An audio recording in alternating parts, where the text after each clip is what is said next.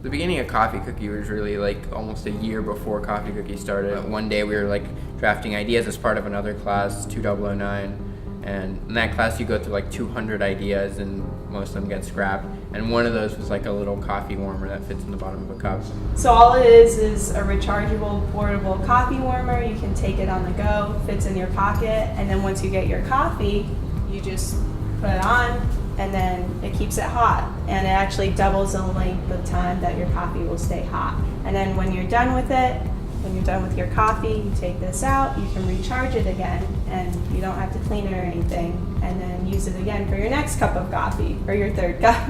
For the product itself, the technology behind it is like it's a single circuit board that takes care of both the heating, which is like a resistive heating element, and all the components to protect the battery, because it uses a lithium battery, so it needs to protect while it's charging and discharging. And then it's just a plastic outer casing and an aluminum stamped disc. Usually launching a product takes, minimum $300,000, a team of 6, and all this in a year or something. So we were trying to see if like this maker revolution that's come out over the past few years of, desktop 3D printers, desktop machining, WhatsApp to communicate around the world, and prototyping services online based, like if you actually use those, can you make a product? At first we thought we wanted to, MIT has like the top of the line machines for anything you want to do,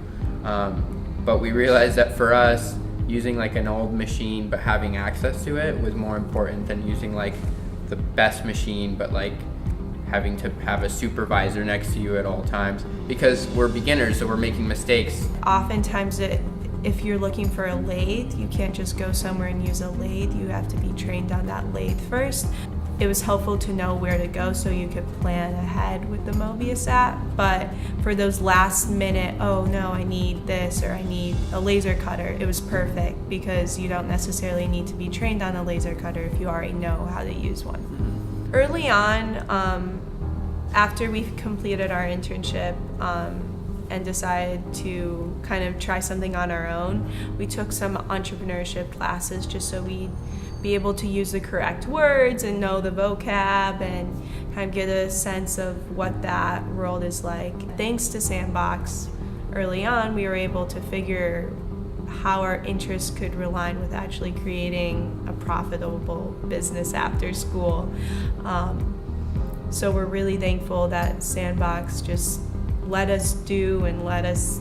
get our hands dirty and just try something that sounded really crazy, but it really encouraged us. It gave us that push to actually try something that might actually lead to another thing.